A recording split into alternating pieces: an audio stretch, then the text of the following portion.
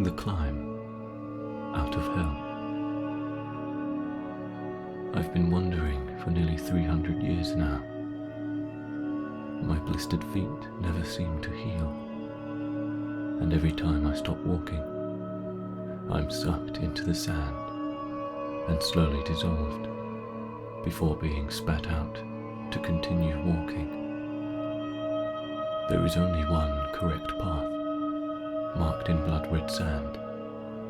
It goes up a mountain, across a jagged bed of rocks, and we have to hang ourselves above a pool of water at the end.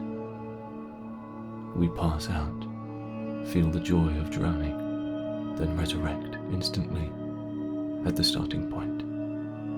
Any attempt to deviate from the path doesn't work. It's like a magnet will pull us back to the road, and as punishment, we get sucked into the sand. Trust me, it hurts much less to walk. I walk as slowly as I can every day, but it only prolongs the torture to come. Every day, every hour, I walk. I wonder why I've never seen another soul here. How can I be the only one in hell? Some days I fantasize that I'm actually strapped to a hospital bed, and all this will one day end when I wake up. But it never does, and I'm not that deluded. One day, I was given a chance. I was going up the same mountain I had to go across every day, and this time, I saw a tall, dark-haired, rather handsome teenager. He snapped his fingers, and the red sand blended into the background. I stopped in front of him. "Hello, Martha."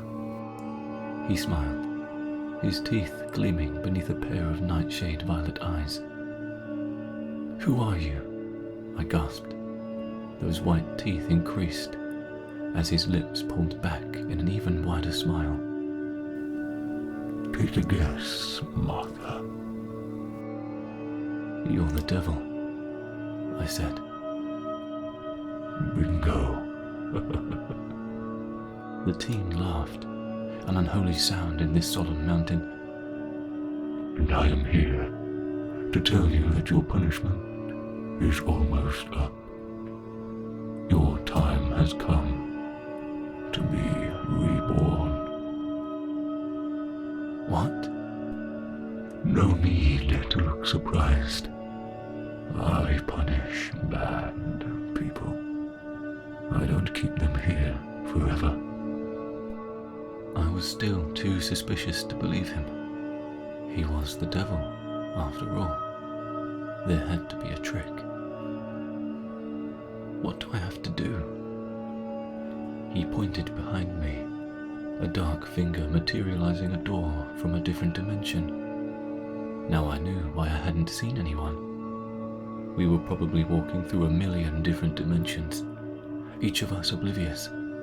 The realization made me a little less lonely, especially when a man stumbled out from it. This is Peter. Peter, Martha. The two of you will need to work together to get out of hell. After you've drowned yourself, follow the red sand all the way." The devil looked at me, and his voice boomed in my head. "Only one of you will make it out of here. The other stays forever." I gasped, and Peter grabbed me. Apparently he hadn't heard anything, because his face looked more concerned than worried. And so began our arduous trek. We walked past the inner sanctums of the Devil's Playground, wincing with each new revelation. Every step, I was wondering how I would overpower Peter when he was obviously stronger. "Hey, you alright?" I looked over at him. "Yeah, I'm just wondering what it would be like to be reborn again." "Why are you here anyway?" I bit back tears. "Suicide. I was being bullied in school for sleeping with the most popular kid, who had a girlfriend at the time. They called me a slut, egged my car, burned my books. The teachers weren't doing anything either, because one of the teachers was the mother of the girlfriend. I couldn't take it. I jumped from a bridge. I bit back tears, remembering the terror of falling. What about you? His face looked sad. Murder. I had a daughter who was being bullied too. I saw her cry every night. One day, someone cut her hair off. A glint appeared in his eyes. I tracked down the kid, and he pulled a knife out on me. My marine training kicked in. I took his arm off. He died of blood loss. He looked at me. And now here we are, suffering for things we never deserved to go through. I looked back at him, and something changed.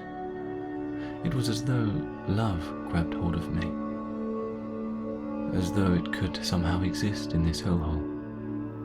I smiled and replied, "Well, at least we're done with our sentence." We exchanged details of our past lives, and eventually we fell in love. The month-long trek seemed easier with him around.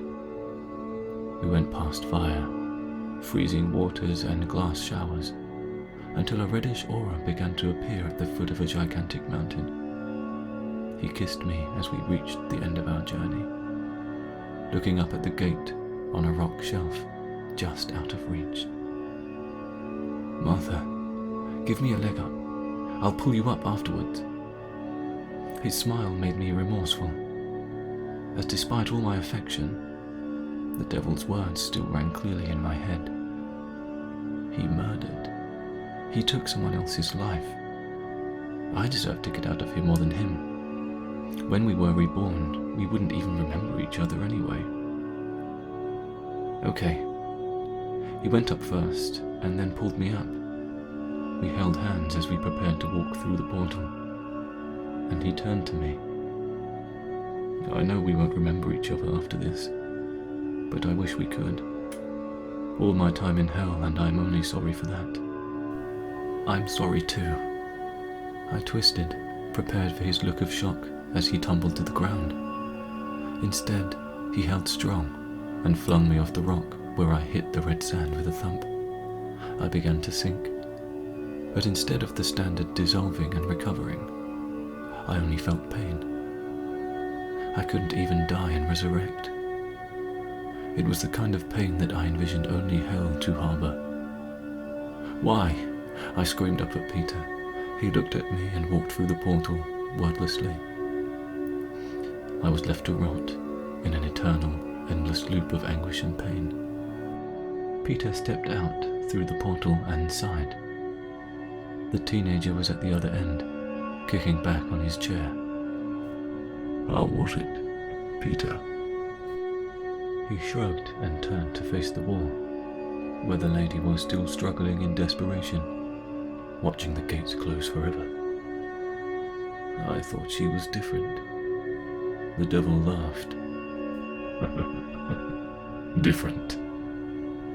People are all the same, Peter. They don't know love for others. They only know how to look out for themselves. And given the right excuse, even eternal damnation can be justified. Look at her, prepared to sacrifice you. The one who made hell bearable for her. You still think people can be saved?" Peter's face betrayed no emotion. "There's a reason this is called hell." The devil smirked, surveying his guest, unfolding his wings. "And that's why you don't get many visitors, Saint Peter."